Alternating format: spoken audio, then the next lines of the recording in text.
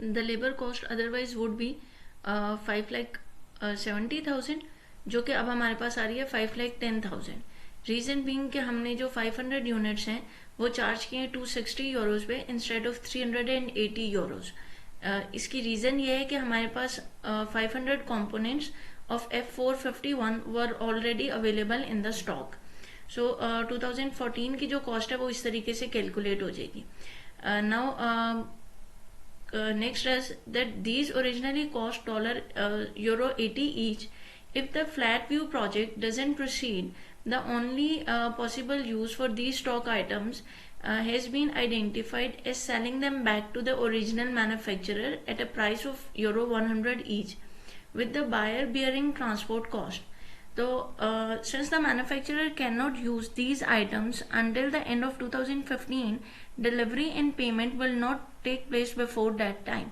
So, अगर हम इस फ्लैट व्यू प्रोजेक्ट को अंडरटेक नहीं करते हैं तो फिर हम जो ये 500 यूनिट्स हमारे पास अवेलेबल हैं F451 के, वो रिटर्न कर देंगे टू द मैन्युफैक्चरर, और वो जो मैन्युफैक्चरर है वो 2015 से पहले हमें उसकी पेमेंट नहीं करेगा।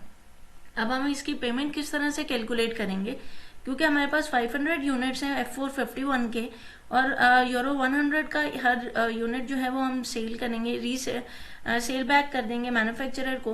तो हम सिंपल मल्टीप्लाई करेंगे 500 यूनिट्स को 100 के साथ, तो हमारे पास 50,000 जो है कॉस्ट जो है वो उसकी कैलकुलेट हो जाएगी। कॉस्ट कह दें या सेल प्राइस कह दें, जो कि कैलकुलेट हो जाएगी।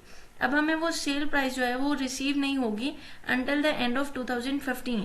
तो अगर हम इस प्रोजेक्ट को कैरी नहीं करते, अब क्योंकि हम प्रोजेक्ट को कैरी कर रहे हैं तो हमें ये 50,000 जो है वो नहीं मिलेगा। रीजन बीइंग कि हम ये वाले यूनिट्स वापस ही नहीं करेंगे, और हमने इन यूनिट्स को यूटिलाइज कर लिया इन 2014। तो फिर हम 2015 में जो 500 यूनिट्स हैं at the cost of 100, 50,000 cash outflow के तौर पे चार्ज करेंगे, क्योंकि ये हमें बेनिफिट होना था अगर हम इनको सेल कर देते।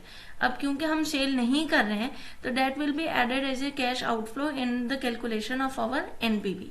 तो 2015 की कैलकुलेशन के लिए 1500 यूनिट्स तो स्ट्रेट फॉरवर्ड कैलकुलेट होंगे 380 की कॉस्ट पे, तो 5,70,000 आ जाएगा।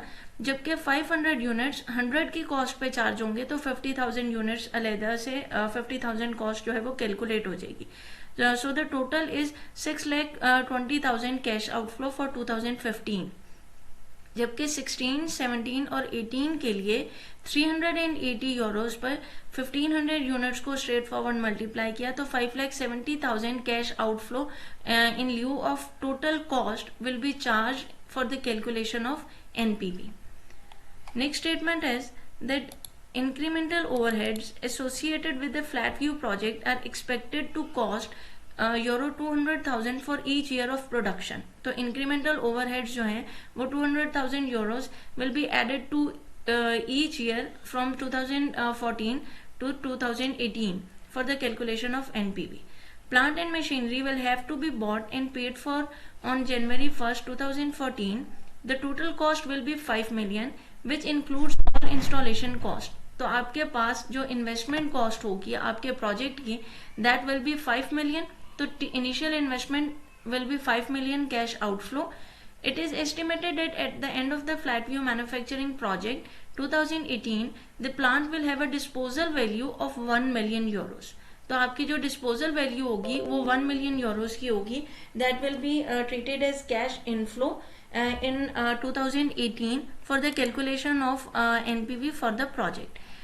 The directors judged that the flat view project will cost 15% per annum to finance. तो आपका रेट जो है वो कैलकुलेट करने के लिए डिस्काउंटिंग फैक्टर जो है वो कैलकुलेट करने के लिए रेट जो यूज करेंगे that will B 15%। Now in सब डिटेल्स को ऐड करते हैं टेबुलर फॉर्मेट में ताकि हम एनपीवी को कैलकुलेट करें for the project of flat view screens. आपके पास कैपिटल कॉस्ट एंड प्रोसीड्स आ जाएंगी 5 मिलियन की, क्योंकि इनिशियल इन्वेस्टमेंट है और कैश आउटफ्लो है तो हम इसको कैश माइनस के साथ रिप्रेजेंट करेंगे, और कैश आउटफ्लो जो है वो 2013 में 5 मिलियन का हो जाएगा। Sales revenue that will be added into the each year, जो कि हमने कैलकुलेट किया था 3 मिलियन का। तो हम 3 मिलियन ईच ईयर में कैश इनफ्लो का ऐड कर देंगे in lieu of sales revenue. Material cost जो कि हमने प्रीवियस शीट में कैलकुलेट की थी कि हमारे